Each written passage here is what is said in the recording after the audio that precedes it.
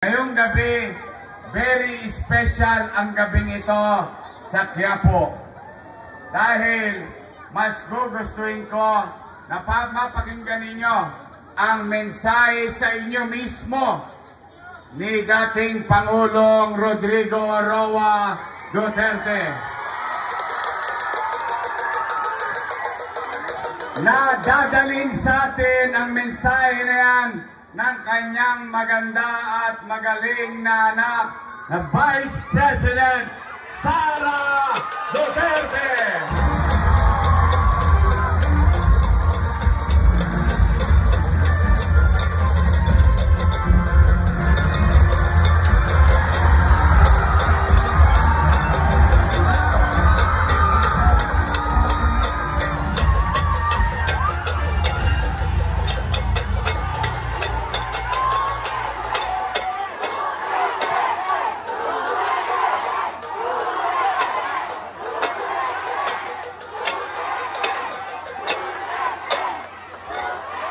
Maraming salamat.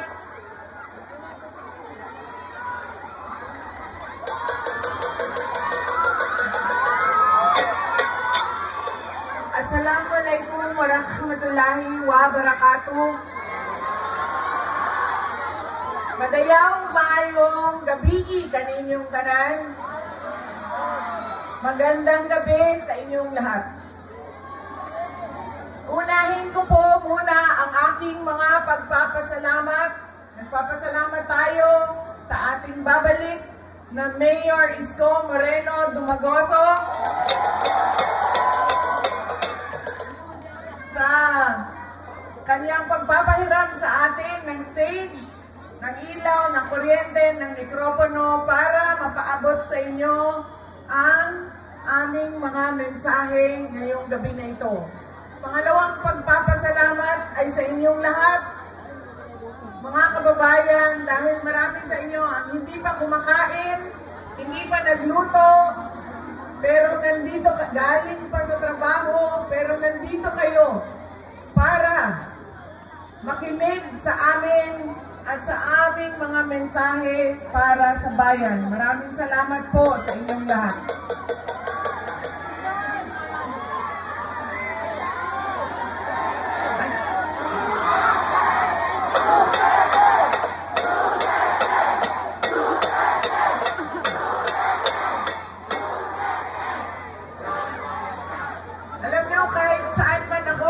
Ngayon, galing kaming Samar, tumawid kaming Leyte, tumawid kaming Cebu, tumawid kaming Negros, pumunta ako nung isang kagabi dito sa syudad ng Maynila, kaninang umaga sa Quezon City. Ngayon, bumalik na naman ako sa syudad ng Maynila. Ang sigaw ng mga tao ay Duterte.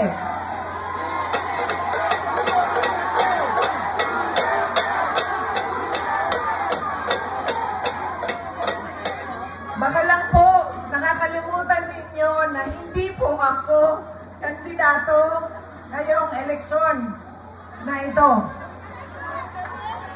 Pero nandito ako para maglabas ng nararamdaman ng karamihan ng taong bayan sa ating pamahalaan ngayon.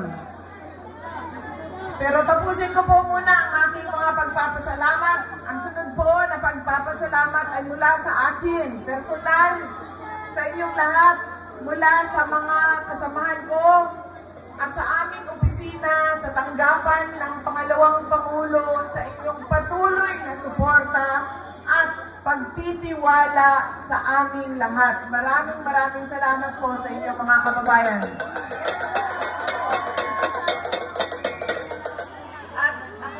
Pagpapasalamat ay mula po sa pamilya namin, ang pamilya Duterte. Napakalaki ng utang na loob namin sa inyong lahat sa pagkakataon na ibinibigay ninyo sa amin na makapaglingkod sa ating bayan. Dako kaayo ang amuang utang na kabubuton kaninyong tanan sa oportunidad na ginahatag ninyo kanamo ng makaserbisyo sa ato ang nasod. Daghan kaayong salamat. Maraming salamat. Alam nyo, marami sa ating ating mga problema ngayon ay dahil sa ugali nating mga Pilipino kung paano tayo pumipili ng leader ng ating mga komunidad at ng ating bayan. Una na ugali ng Pilipino ay kung sino yung nagpapatawa sa kanila, sumasayaw, kumakanta, na-entertain sila, ay yun ang naaalala nila pag-upo nila doon sa presinto, sa voting precinct natin. Hindi na natin tinatanong, ano ba ang pangako ng tao na ito nung siya ay tumayo sa entablado para mangampanya? Tinupad ba niya ang kanyang pangako? Yan ang ugali natin. Maganda sa paningin, sumasayaw, na-entertain ako, naaaliw ako sa kanya, iboboto ko siya. Hindi na natin tinanong. Noong ba ikaw ay nangako na 20 pesos ang kilo ng bigas ay tinupad mo ba?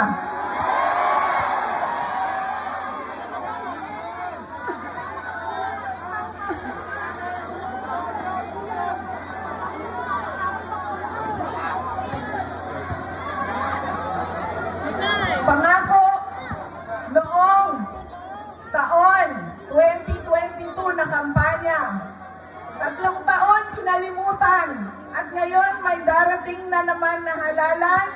Meron na naman tayong kuno 20 pesos na bigas doon sa Visayas. Na para bang nakalimutan na ang Luzon at Mindanao dahil hinahabol ang boto ng Visayas. Yan ang ugali natin. Hindi na natin tinatanong kung tumayo ka ba, binigay mo ba yung pangako mo. Pangalawang ugali ng mga Pilipino sa pagpili ng kanilang mga leader. Galing sa pamilyang mga politiko, galing sa sikat na apelido, na endorso ng sikat at mahal natin na tao ay automatic ang boto natin. Hindi dahil Duterte yan, ay automatic ang boto ninyo. Dapat tinitingnan din ninyo, ano ba ang kapasidad at abilidad ng tao na ito. Duterte ka, pero ano ang kaya mong gawin para sa bayan? Kailangan ko banggitin na ang congressman ninyo dito sa distrito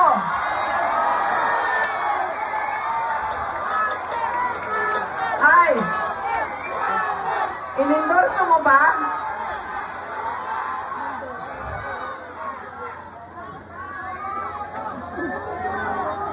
Yan.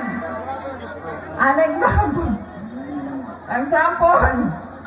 Ng automatic yung boto natin, sikat, endorse ng sikat, galing sa pamilya ng mga politiko Duterte, yan, boto natin yan. Ganyan ang ugali nating mga Pilipino. Alam nyo, yung congressman nyo, si Joel Chua ba yun?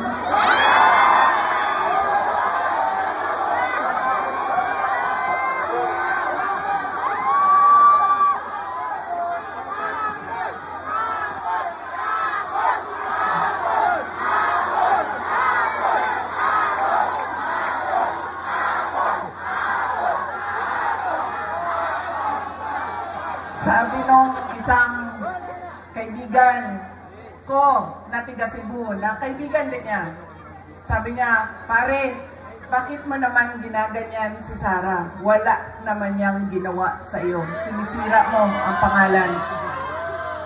Sabi niya doon sa kaibigan namin, utang ina pare, hindi ko naman kilala si Sara at hindi niya ako kilala. So ano bang pakialam ko sa kanya? Utang inyara rin. Nandito ako ngayon sa distrito niya.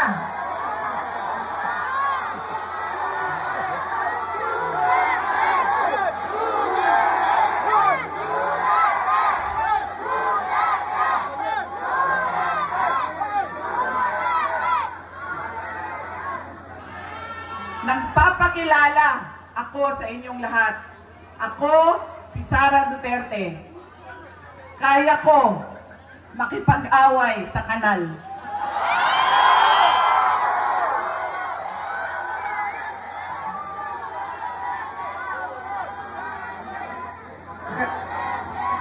Kami, kung saan kami galing, doon sa Mindanao. Sanay kami sa wala.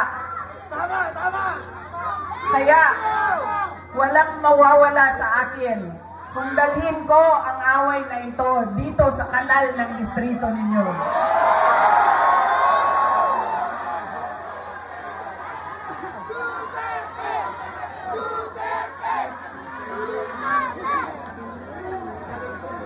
Mga sis, saan kayo galing?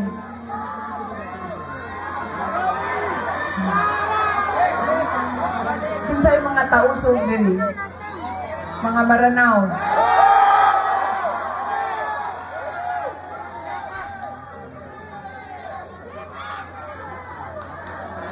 Kinsay mga Bisaya.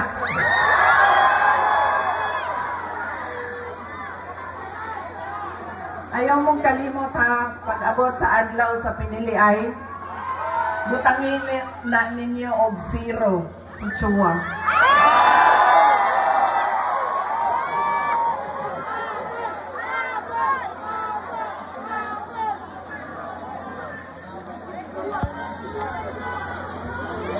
Pangalawa, sikat na apelido, pamilya ng politiko, automatic ang boto natin. Pangatlong, ugali ng mga Pilipino sa pagpili ng kanilang mga leader. Kung sino yung may pera at bumibili ng boto, ay binibigay natin ang ating pagkatao sa kanila. Alam nyo, galing akong Bacolod, galing akong Manila, kahapon, Quezon City, tinatanong ko ang mga tao, magkano ba ang bilihan ng boto? 2,000, 3,000. Meron pang bilihan ng boto na tawag ay tupad, akap, AIX, MAIP. Ginawa ng legal ang pagbibili ng pagkatao ng mga kababayan natin. Yan ang ugali natin. Kung sino yung magbabayad, bibigay ko sa kanya ang boto niya. Tanggapin natin ang pera. Bakit hindi?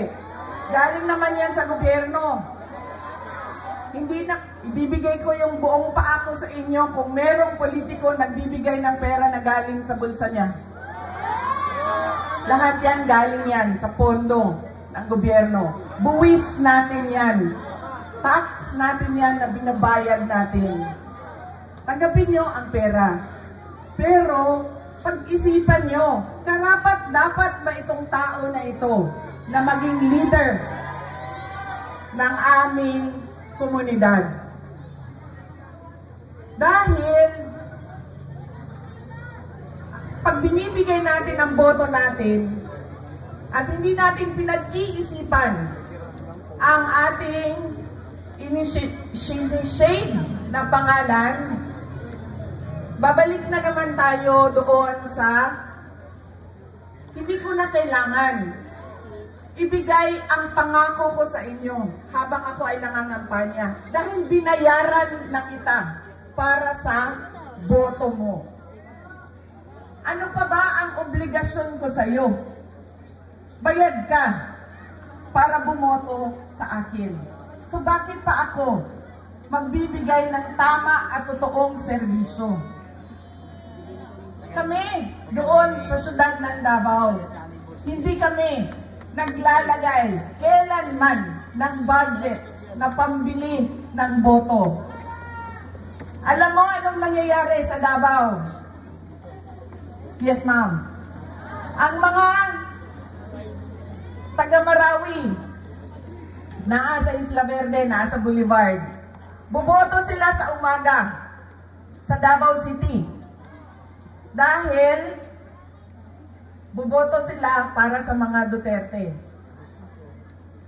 Tapos, babiyahe sila papuntang Marawi, Maguindanao, Cotabato City dahil boboto sila para sa bayaran doon. Diba? Truck-truck kayo na bumabiyahe panahon ng halalan para kumuha ng pera sa mga kapitbahay. Mga flying voters, ilang beses ko na yan sinabi sa COMELEC. Kailangan automated ang listahan ng mga tao. Dahil kung hindi ninyo ginawa yan, at hindi ninyo biometrics yan, ganyan lagi ang kultura ng ating halalan. Boboto dito, lilipad sa Bulacan, boboto doon, tatanggap. Ganyan sa amin. Hindi kami nagbibigay. Boboto sila, sa umaga, babiyahe sila, tapos boboto sila doon sa kapitbahay namin. Doon kasi may bigayan ng pera. Yan ang nangyayari sa atin. Sabi ko nga, walang problema. Kunin natin ang pera, pero pag-isipan natin ang ating mga leader. Dahil yan ang kinabukasan. Yan ang magdadala sa atin sa tama o maling kinabukasan ng ating bayan. Alam niyo, masakit sa akin yung pagbibili ng boto. Dahil nga, nawawala yung respeto ng tao sa isa't isa. Nagiging transaksyon. Mahalin mo ako, bayaran kita. Pag hindi mo ako bayaran, hindi kita mamahalin. Nagiging transaksyon ang ating mga relasyon sa ating mga kababayan. At masakit sa akin dahil sino ba at kaninong boto ba ang binibili ng mga politiko? Sa mga mayayaman ba? Sa mga mataas ba ang trabaho at natapos? Mga doktor, binibili ba ng 2,000 ang kanilang boto? Mga engineer na kumikita ng 1 milyon isang buwan, binibili ba ng 2,000 ang kanilang boto? Hindi. Ang binibili ang boto, yung mga tao na araw-araw naghihirap, nagtatrabaho, naghahanap buhay dahil ang 2,000 ay napakalaking bagay para sa pamilya nila. Yung mga taong naghihirap at walang-wala. Masakit yun. Dahil pinagsasamantalahan yung kahirapan ng mga tao. Dahil ba walang-wala ako, bibilhin mo na ang aking dignidad at prinsipyo. Yan ang ugali natin, mga Pilipino. Kung sino yung naaalala, bahala na. Hindi ko na tatanungin kung ibibigay mo ba pangako mo. Kung sino yung sikat. Kung sino yung malaking pamilyang politiko. At ibinibigay natin yung pagkatao natin sa taong magbabayad. Sa tamang presyo. Kaya kailangan, madami ang nagtatanong, ano bang magagawa namin? Ano bang matutulong namin, Inday Sara? Wala na kayong matulong sa akin. Tumulong na kayo. Ginawa niyo na akong pangalawang pangulo ng ating bayan. Oh, sa susunod yun, sir. Pero sandali lang, sir. Nandito muna tayo. Huwag niyong kalimutan, hindi ako kandidato. Botante ako ngayong eleksyon na ito. Nagpapaalala ako sa inyo kung ano yung dapat gawin natin. Baguhin natin ang ugali natin sa pagboto ng mga kandidato. Ilang araw na ako umiikot sa iba't ibang lugar sa Visayas. Baka dahil naging 20 pesos yung bigas doon dahil umikot ako doon, galing ako sa Marlete. Ano lang ako napaisip pa. Galing, oo nga eh. Bukas 20 na yung bigas ninyo dito kasi dumaan sila sa akin. Salamat kayo sa akin! Ngayon lang ako napaisip na na. Galing ako sa Marlete, Cebu, Negros. Bacolod, Negros Occidental. Lahat ng madaanan ko, Manila, Quezon City, nagtatanong, kamusta na ba si dating Pangulong Rodrigo Duterte? Ang dami ng mga hindi ko kilala, nagsasabi, ikamusta mo kami kay President Duterte? Kahit hindi kami magkakilala mga kababayan natin kung saan-saan. Okay lang po si Pangulong Duterte. Wala naman po siyang problema sa sakit. Ang kanya lang ay hindi siya marunong sa gawaing pambahay. Hindi siya marunong maglaba, hindi siya marunong magluto, at hindi siya marunong maglinis ng kanyang kwarto. At isa pa doon, siya ay may edad na, 80 years old, si Pangulong Duterte. Ano daw?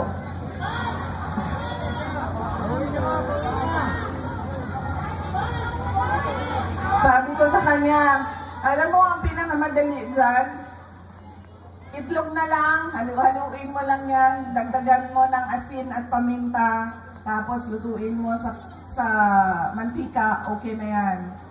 Sabi niya sa akin, hindi nga ako marunong magpakulo ng tubig, magpaluto ka pa ng itlog.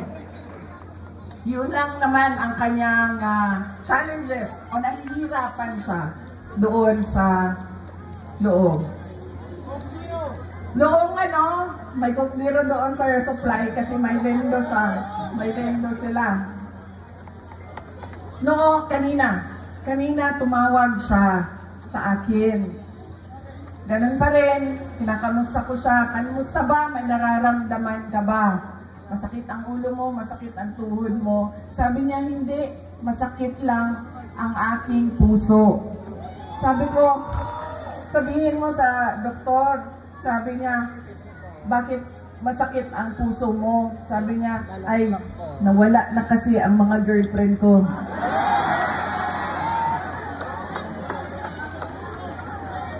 Sabi ko, ay, naku, huwag ka mag-alala. Dahil may 2 girlfriend dyan sa labas ng kulungan, nag-aaway, nag-aantay na lumabas ka. Tapos sabi niya sa akin, sumali ba sa away ang nanay mo? Sabi ko sa kanya, ay naku, wala na siyang pakialam sa'yo. Yan po ang update kay Pangulong Duterte. Sabi niya kanina, kailan mo ba ako ilalabas dito sa detention center? Sabi ko sa kanya, relax ka lang dahil mamayang gabi meron kaming meeting doon sa distrito ni Joel Chua. Ay, sorry. Distrito ni Apple Nieto.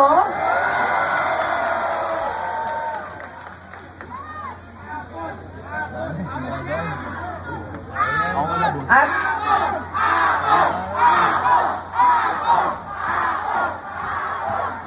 nasaan yung apple ko? Ito yung apple ko. Hindi ba nito pulang-pula na apple ko? Naluspat man niya ito ang apple. Ang apple ko. Bakit namumutla itong apple na ito?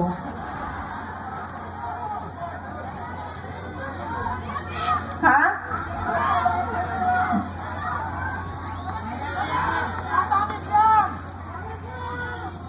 Saan ako? Ano magwento? Sabi ko sa kanya, huwag ka mag-alala. Mamaya, nandun kami sa distrito ni Apple. Chua. Ay, Apple. Nieto. Apple Nieto. Nagugulo ka. Apple Nieto. Pag-uusapan namin kung paano ka namin kidnapin dyan sa Hague at ibalik sa Pilipinas. Sabi niya, wag mo akong kalimutan dito dahil mabubulok ako dito. Sabi ko sa kanya, huwag ka mag-alala. Marami ang nagdadasal sa Pilipinas at sa buong mundo para maibalik ka sa ating mahal na inang bayan.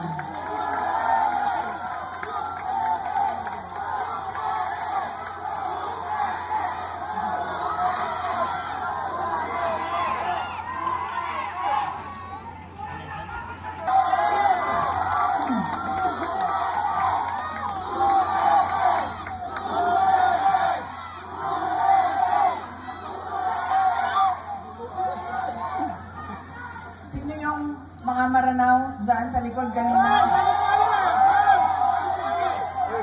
Kayo na bahala kay Tore.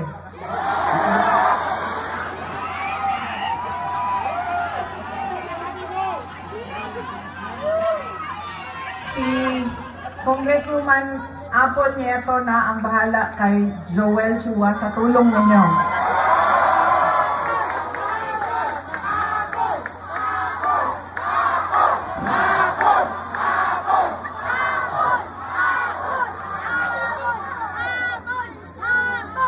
Noong ako ay bumabiyahe galing Cebu City papuntang Negros, nag-barge ako, tumawag sa akin si Pangulong Rodrigo Duterte. Sabi niya sa akin, diretsuhin mo na ang mga kababayan natin, diretsuhan na ughangyo ang ato ang mga kaigsuunan, na diretso ang boto ninyo para sa 10 senador ng mga Duterte.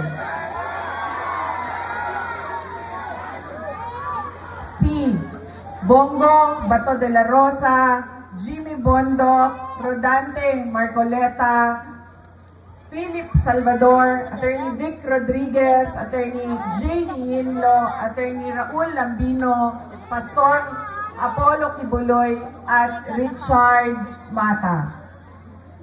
Bakit kailangan diretso ang boto natin? Bakit kailangan tinatawag na block voting o straight vote ang gagawin natin?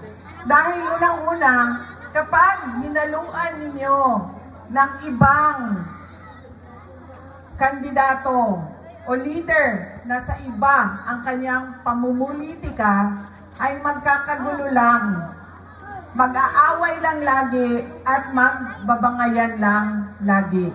Pangalawa, kapag mataas ang boto at malayo ang agwat ng mga boto, ay mahirap siya habulin sa dayaan sa makina. Kaya dapat malaki at marami. Katulad ng block voting ang kinakailangan. At pangatlo, kailangan nagkakaintindihan yung mga leader kung saan ba talaga papunta ang ating bayan. Dahil yung 10 senador ng Duterte, naiintindihan nila na kailangan natin ituloy ang nasimulan ni Pangulong Duterte sa tunay na pagbabago. Noong kami ay tumatakbo, noong taong 2022, ang plataforma namin ay continuity o pagpapatuloy at unity o pagkakaisa. Hindi natin nakikita yon ngayon. Wala tayong nakikitang pag-usad papunta sa kaunlaran ang ating bayan. Ang naririnig lang natin ay bagong Pilipinas, pero wala namang nagbago sa ating bayan. Kundi, lalo pa tayong nagugutom. Ang daming mga pamilya nagutom. Tumataas ang kahirapan at sobrang dami ng ating mga kababayan ang nakikipagsapalaran sa ibang bansa kahit illegal ang paglabas nila sa ating bansa at illegal ang pagpasok nila sa ibang bansa para lang maghanap buhay sa kanilang pamilya dahil walang oportunidad ng trabaho at negosyo dito sa ating bayan. Para bang wala ng magandang kinabukasan dito sa ating bayan. Kaya wala tayong nakikita na bagong Pilipinas dahil nagkamali. Pasaylo ako ninyo nga ako, bitaw ang hinungdan ato. Pero human naman kong pangayong pasaylo. Nagkamali tayo ng pili dahil yung ugali nga natin sa pagboboto ay hindi natin binago. Kaya kailangan natin baguhin ang ating pagboto. Idiretso na natin ang 10 senador. Tulad din ng dito sa syudad ng Maynila. Kung sino yung mga kasama ng ating Mayor Isko Moreno Dumagoso, yun na rin ang piliin ninyo diretso.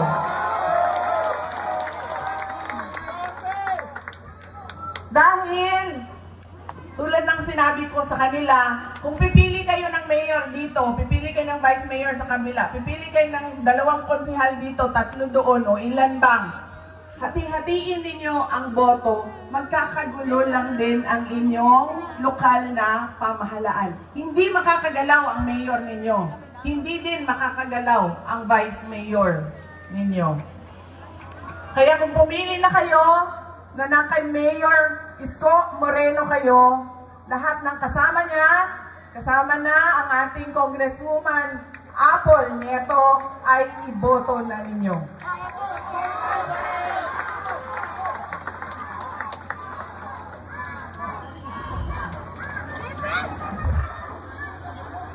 Hindi, para kay Joel Chua ito, antay ka.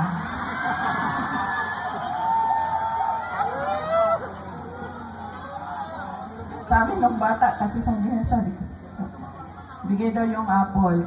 Ibibigay ko itong apple na ito kay Apple Nieto. Ma'am, saksak mo ito sa bibig ni Apple Chua hanggang sa kanyang lalamunan, hanggang siya ay mamatay. Ang apple na yan, ibigay mo kay Snow White Joel Chua. Alam niyo,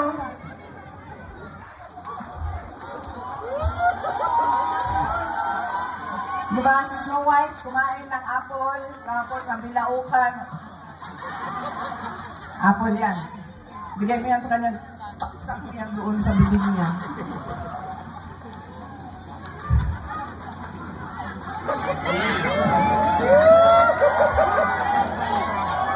Kanya si Joel Chua ba? Siya ba may-ari ng Ingbitin? Hindi! Ha? Hindi! Hindi. Yung may-ari ng Ingbitin. Kasi alam nyo, dala-dala niya yan lagi, yung hupya na yan doon sa House of Representatives. Tapos pinamimigay niya sa mga tao. Pag may hearing, pinamimigay niya. Nung pumunta ako doon sa hearing nila, nakaupo ako doon, nakita ko iba't ibang kulay ng NBT. Pagdating sa akin, hindi ako binigyan ng hopya. Diba?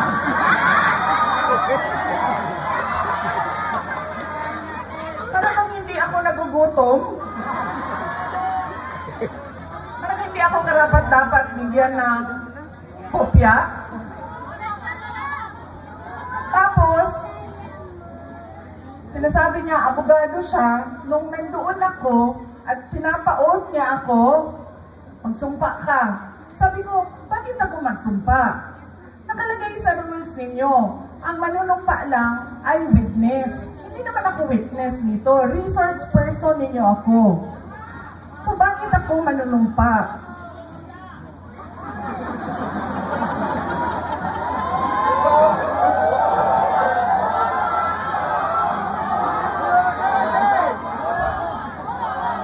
Huwag ka mag-alala. Yang apple na hawak ni Apple ang solusyon.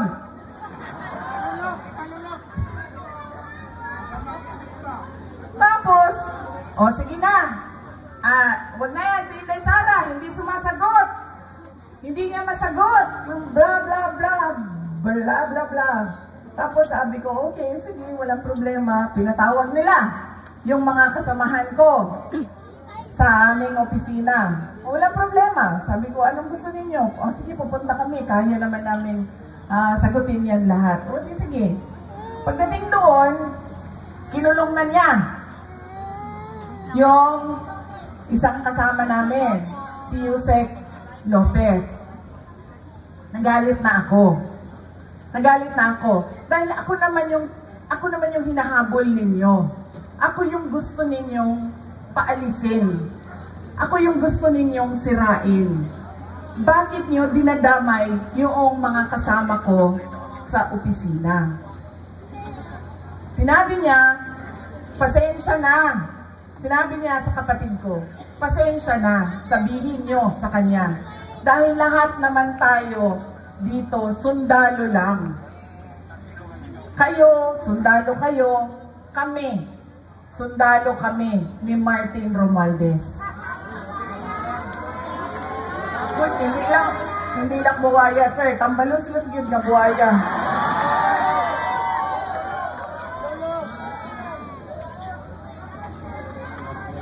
Sinagot siya ng kapatid ko, sundalo tayong lahat.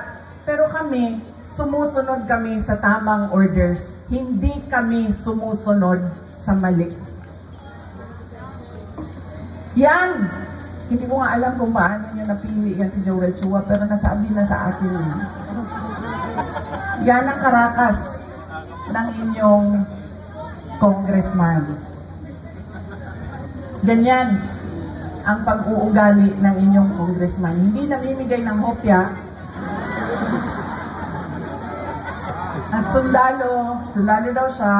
Hindi ko lang alam kung kaya niya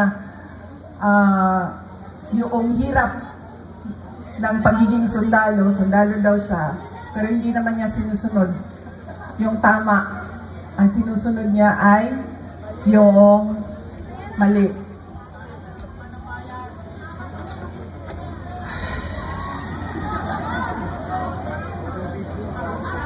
Nakalimutan ni Joel Chua nung sinisira niya yung pangalan ko na hindi ako kandidato ngayong eleksyon na ito. Walang mawawala sa akin. Nawala naman ang pangalan ko dahil kinuha nila at niyuraakan nila. Pero nakalimutan niya, kandidato siya ngayong eleksyon na ito. Kaya ano ang dapat nating gawin para kay Apple Nieto? O hindi lang iboto, ano pa ang dapat natin gawin? Ikampanya.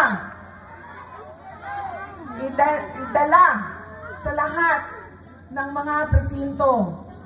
At sabihan ang ating mga kasama, bigyan nyo ng 0. Yang putang inang Joel Chua.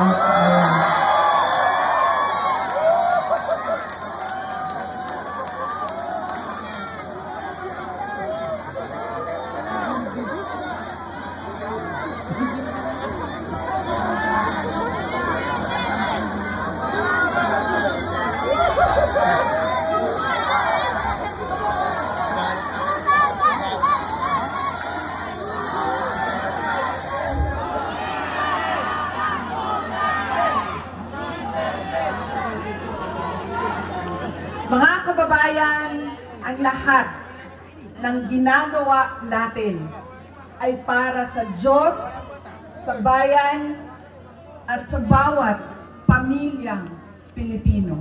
Syukran.